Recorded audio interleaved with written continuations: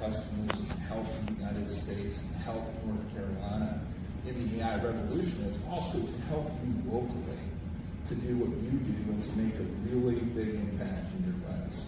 And so it's my honor to announce our commitment to the local community here in Richmond County by launching the Amazon Richmond County Community Fund with an initial value of $150,000. All right.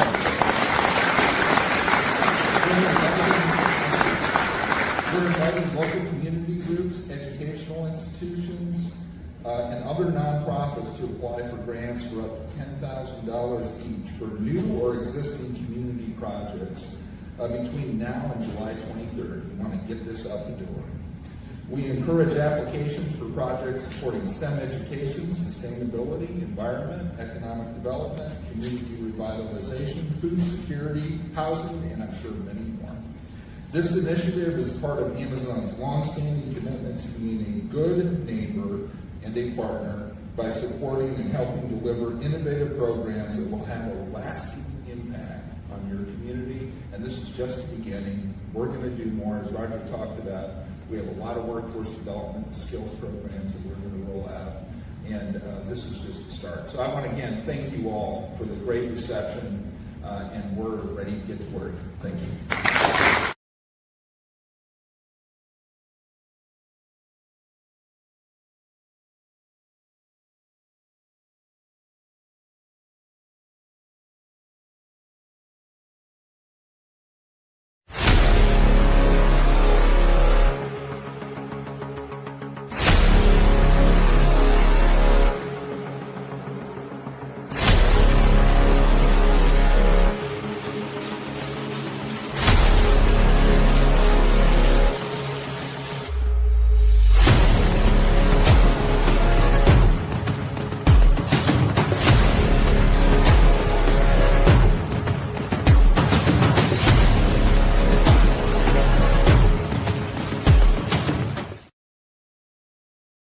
Like 73 years here, so I have been able to see what's transformed over my lifetime. All of these things have created almost the perfect storm of economic development as far as what I see Amazon needed in order to locate here. I personally think that it's a game changer. Amazon Web Services will invest at least $10 billion in its next AI Innovation Campus right here in Richmond County. It will create at least 500 good-paying jobs. After the announcement has been a lot of positivity from not only our citizens, but leadership and even our neighboring communities. With textiles leaving, we've always had the goal to diversify our economy. So bringing Amazon Web Services to Richmond County was the perfect addition as far as diversifying our manufacturing base. What we expect for the future of Richmond County with the recent Amazon Web Services announcement, this will more than triple our tax base moving forward. I think Amazon Web Services is a dream company to have come here. So it wants to have a positive impact wherever it happens to be. It's been difficult for young folks coming up to figure out, well, what can I do here? But I think this is going to allow us to retain so many more, because an industry like this brings hope and it brings opportunity. There will be good jobs here in Richmond County for those who are interested in working with Amazon. It was twofold for me. You know, it was bringing in a transformational economic development project, plus the quality of life and the impact that that alone could have on our future. And I think that's what the residents of Richmond County really maybe don't understand yet. Maybe 5 to 10 years down the road, Richmond County is going to be a different place. We have about 400 kids per class, per grade level. 20 to 30 may go to a 2-year school. That leaves a big population of students that aren't really sure what they want to do when they graduate from high school. So Amazon has provided many opportunities for training for our students in the near future. We have an Amazon Fiber Optics micro course that will be available for our students. This opportunity is going to provide a lot of career opportunities for students that may not have it figured out yet, but it will help build the future of Richmond County. I know, speaking to some of the employees for Amazon, one of the things they said is, you have seen nothing like this. I think Amazon is going to allow children to now have some stability, especially with the revenue that's coming in. It's all positive thoughts. I mean, it's creating a whole new set of jobs for people. And like high schoolers coming out, they got somewhere to work and things to do. So students can take, whether it be electrician classes, HVAC, whatever. Whenever the data center is being created, they're going to need those positions. So students are to get to leave high school, have a job. They don't got to go out to big cities like Charlotte or Raleigh to get a job. So they have a source of income, and I think that's wonderful. As a native of Richmond County, I was very excited when I heard about the Amazon Web Services project coming to town. Everywhere you go, if it's to a place to eat, Amazon is always the topic of conversation. We've seen a lot of ups and downs in this community, just like everybody has. You can already see it, even though we're at the beginning stages, you can already see what's happening here and the revitalization of this community. So just looking forward to the next few years and the growth that we can anticipate here in Richmond County. We have about 400 kids per class, per grade level throughout Richmond County at the high school level. So about 25 to 30% of those students go on to a 4-year school, and another 20 to 30 may go to a 2-year school. That leaves a big population of students that aren't really sure what they want to do when they graduate from high school. So this opportunity is going to provide a lot of career opportunities for students that may not have it figured out yet, but it will help build the future of Richmond County. Amazon has provided many opportunities for training for our students in the near future. We have an Amazon Fiber Optics micro course that will be available for our students. We've had about 20 to sign up for that, and they are looking forward to attending that opportunity, and they can kind of get an idea of what their career will be like in that field. I'm excited about the fact that Amazon has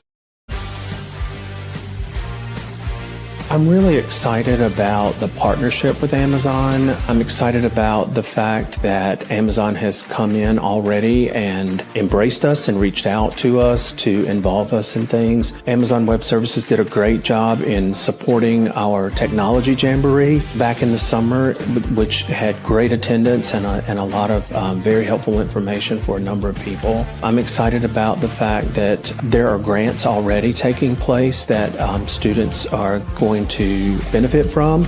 And I think the thing that I'm most excited about is everything that Amazon Web Services has done so far. They've wanted our children involved. And so for me, one of the most important things is reaching out and doing what we can do for children. And I feel like that will happen, and it's already happening. And so it's a very exciting thing. I think it's important for any small community to want to keep their children in the community. The opportunity to stay here and work here and start families here and contribute to this community and growing this community, to me, is one of the most important things that I feel like is a hope for the future with Amazon coming into the county.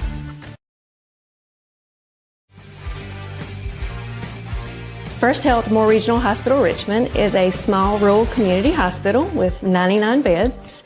We offer a full array of services. We are hoping with Amazon coming to our rural community to bring in much needed jobs, but also that brings in an additional workforce as well for the hospital. It helps recruit and retain qualified healthcare professionals. So there's a lot of positivity with Amazon coming in. Also with it being a data center, that can help us expand into our community with telehealth services, with also other data tools that can help us reach out to other regions with some of the things we can't offer today in a rural setting. We're excited about Amazon coming to Richmond County and this area. I grew up in the region, so I am very excited about this opportunity. The jobs that it could bring, working with the community college and some of the degrees that will come out of the community college, having a vibrant community that has everyone involved. So there's just a lot of positivity that I think it's going to bring to our region.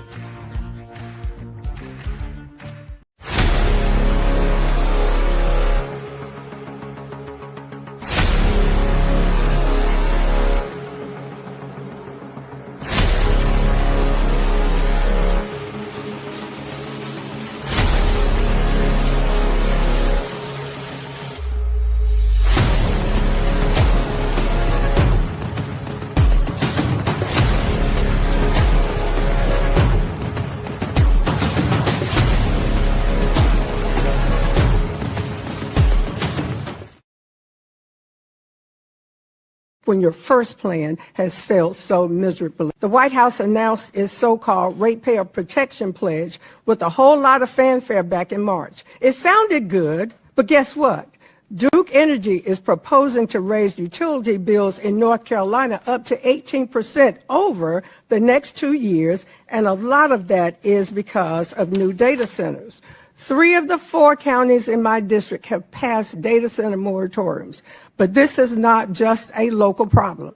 It's a national problem, and you've dropped the ball when it comes to data centers. Why should the people of North Carolina's 4th District believe that this administration has a plan to protect them from data center energy costs when your first plan has failed so miserably? The White House announced its so-called ratepayer protection pledge with a whole lot of fanfare back in March. It sounded good, but guess what? Duke Energy is proposing to raise utility.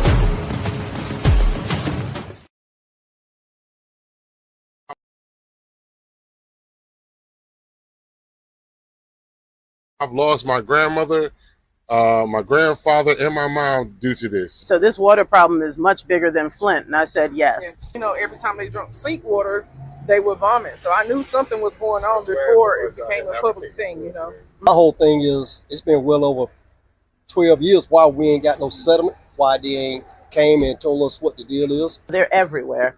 All of us have been exposed to them. It's just the fact that people in this community are drinking it. Yes, everybody get out, sign the petitions, work for Cedar Creek in East Fayetteville. Let's get our water back. I've lost my grandmother.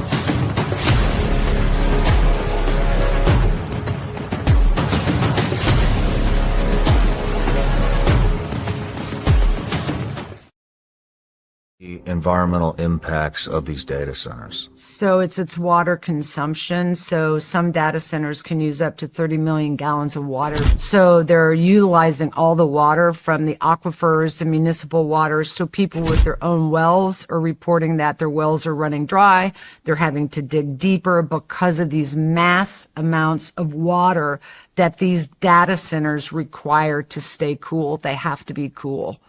And so we're losing our water resources. And it's interesting. Oh, I almost brought this. We're losing. Where are they putting these? I mean, so they're. I mean, I saw the map. I was like, oh, I wonder where I'm going to move to in 10 years because. Yeah, there's very, very few. And it doesn't look like there's nowhere to move to. Well, so. The whole country's covered. Correct. And the whole country's almost in a drought restriction. Well, I mean. And so you're going to consume more of our water resources to keep these data centers cool when there's other options. Other countries are looking at other options than just building them in our backyards. And they're literally in people's backyards.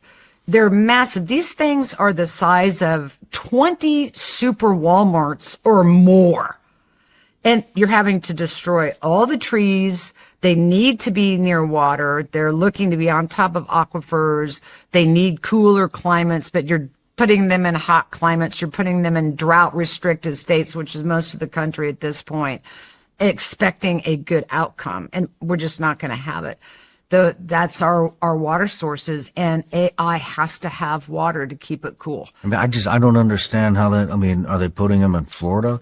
Then Florida, I mean, I don't know about out west, but Florida, I mean, you can't run your sprinkler.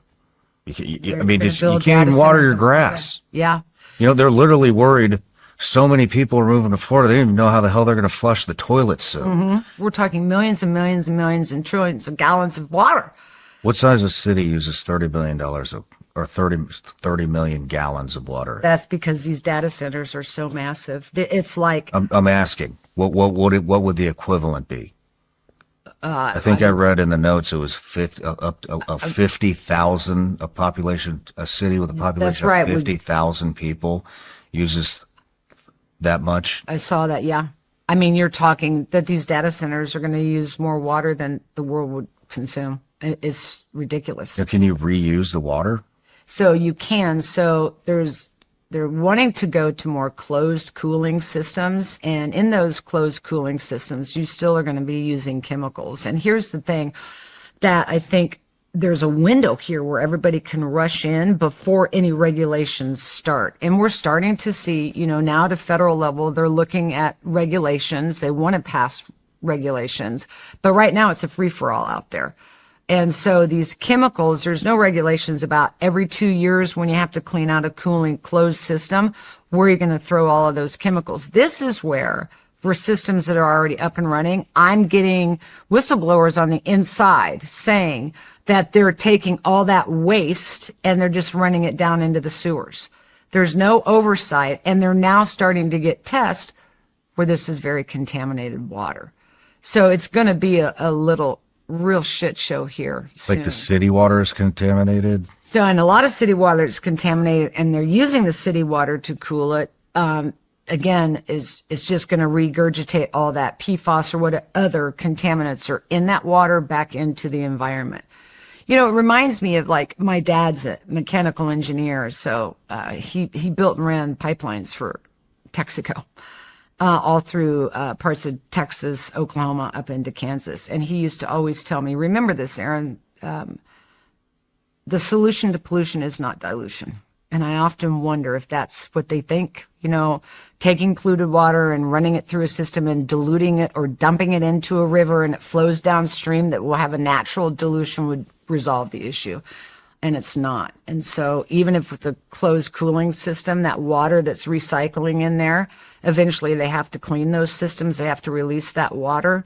And are there any regulations to look at what chemicals are or aren't in that water before we release it into the environment and down into the drains and just create another pollution issue? We're doing the same thing over and over again, expecting a different result. I have watched this since I began my work in Hinckley, California. I was 31 years old, and I am 66 and a grandmother of 5 today. And we are doing the exact same thing over and over again, just expecting a different result.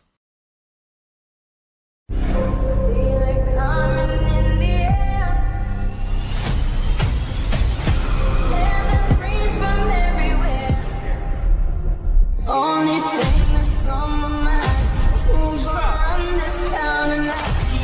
Yeah, I say that we are. This is Rock Nation. Pledge your allegiance.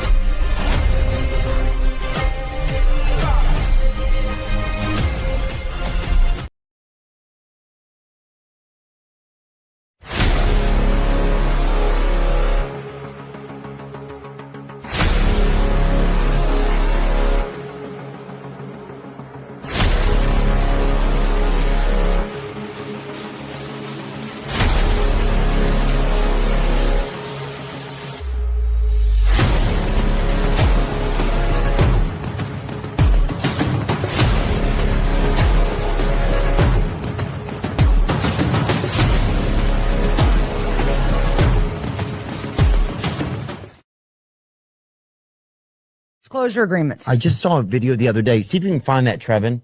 It's a woman at a city council meeting from, here, I see it. So it says right here. A resident of Tyrone Township, Michigan, confronted local officials with a simple question. Have you signed an NDA with any private party regarding developments that could affect the township? Yeah, this was the clip that I saw.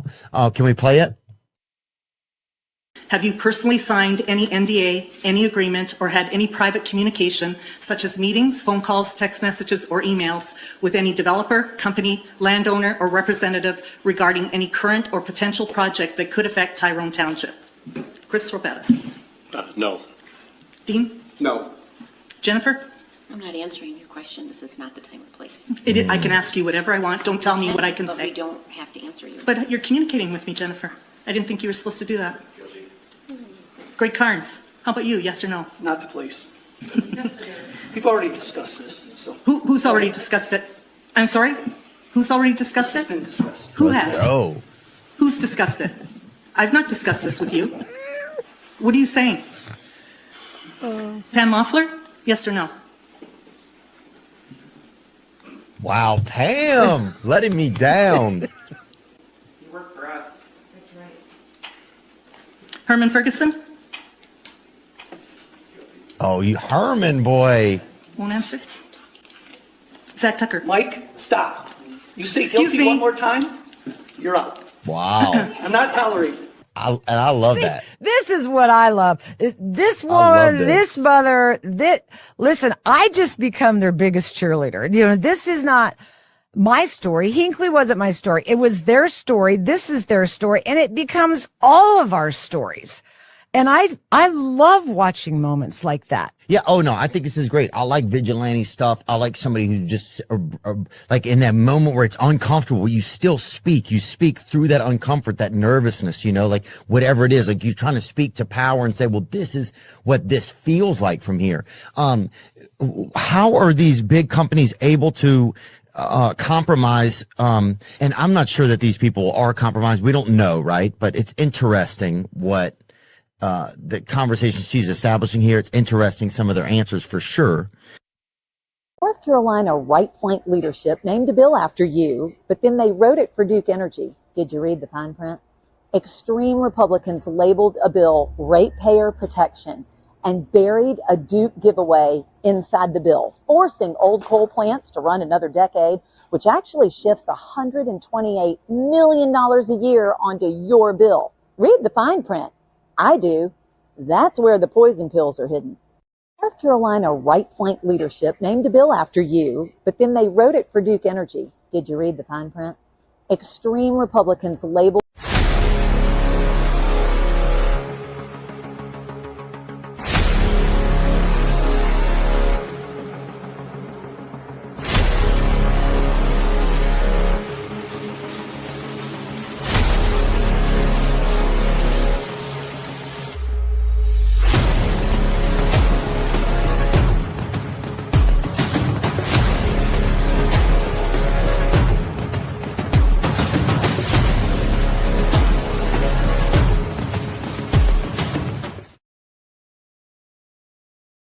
My message to North Carolinians about data centers coming to North Carolina, that it's infectious and it's going to ruin the communities because of all of its pollutants in the water.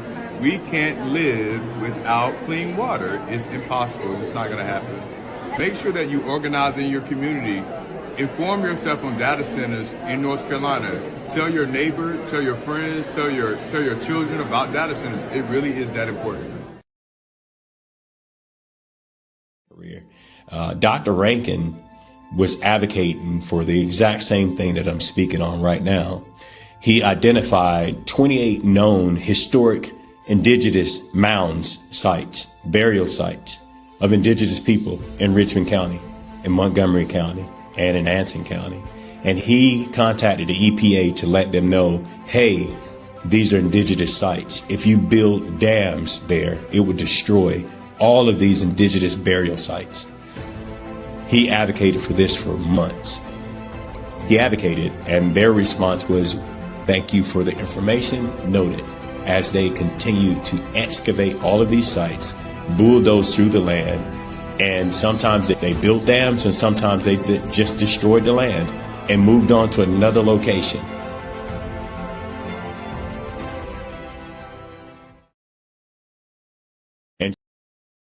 And so right now,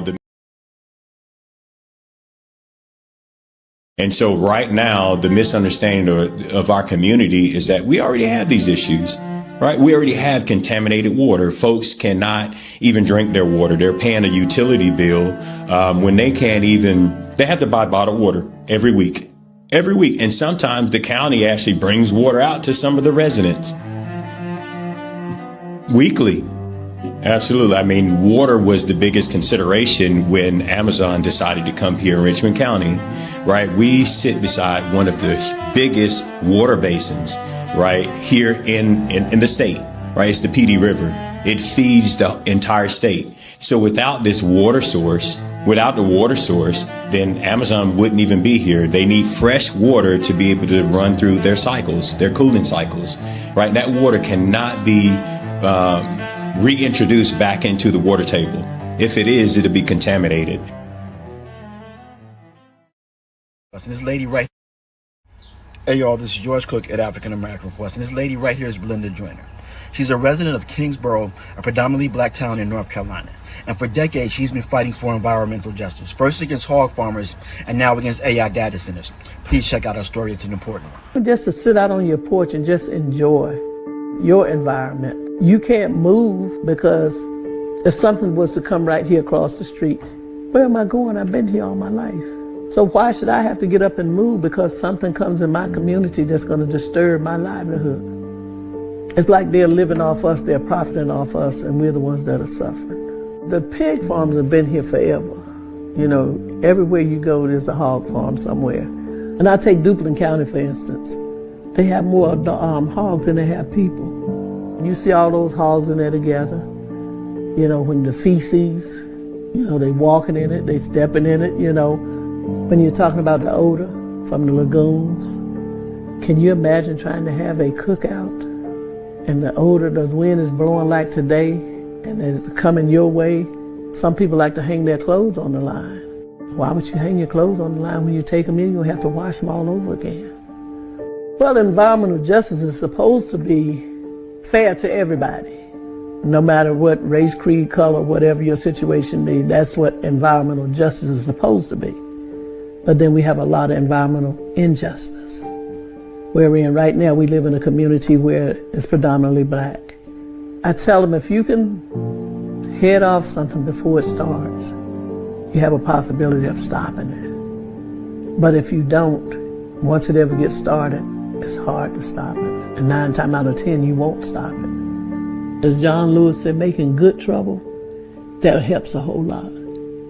Because when you stand for what you believe, somebody's going to hear you.